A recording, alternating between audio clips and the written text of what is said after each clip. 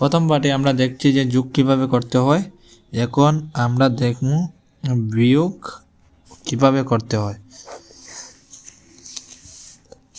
যেমন একটি সংখ্যা দেওয়া আছে 26 আর এর থেকে বিয়োগ হয়তো 20। তো এইটা বিয়োগ কিভাবে করা হয়, যেভাবে শূন্যকে যোগের মধ্যে ধরি না ঠিক সেইভাবে যদি বিয়োগের মধ্যে নিচে শূন্য থাকলে তাহলে এই শূন্যকে ধরা হয় না, ডাইরেক্টলি আমরা 6 বসিয়ে দিব বা কোনো সংখ্যা যদি থাকে তো সংখ্যা বসিয়ে দেব এবং 2 থেকে 2 গেলে শূন্য। বাম সাইডে সবসময় শূন্য বসে না, তাই শূন্য বসাই না, তাই 26 20 গেলে 6। और অন্য একটি 36 থেকে 27 গেলে কত? 6 থেকে 7 যেত না, কারণ 6 ছোটো 7 বড়, তাই এই 6 আছে এই 3 থেকে 1 খরচ করে এনে এইটাকে একটু বড় কর্ম 16 বানিয়ে দিচ্ছি এবং 16 থেকে 7 গেলে কত?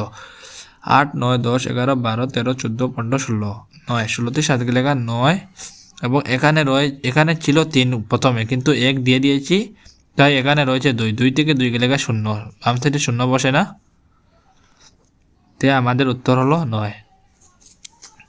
এবং সহজ বিয়োগ যেমন 25 থেকে 24 গেলে কত? 25 সাইড গেলে 1। 2 থেকে 2 গেলে 0। 0 বাম সাইডে বসে না। যদি বিয়োগ সংখ্যার ডাইন সাইডে বা উপরে শূন্য থাকে, যেমন 2013, তাহলে 20 থেকে 13 বিয়োগ করলে কত? উপরে যদি নিচে যদি শূন্য থাকে তাহলে ডাইরেক্ট সংখ্যাটি বসে যাবে, কিন্তু এইবার উপরে শূন্য, তাই আমরা অন্য প্রথম ঘর থেকে প্রথম ঘর থেকে 1 কর্য করে নিব।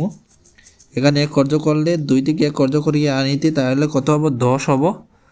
10 থেকে 3 গেলে কত? 10 থেকে 3 গেলে 7। আর এখানে রয়েছে প্রথমে ছিল 2, কিন্তু 1 দিয়ে দিয়েছি, তাই এখানে রয়েছে 1। 1 থেকে 1 গেলে নাই 0। বাম সাইডে 0 বসে না।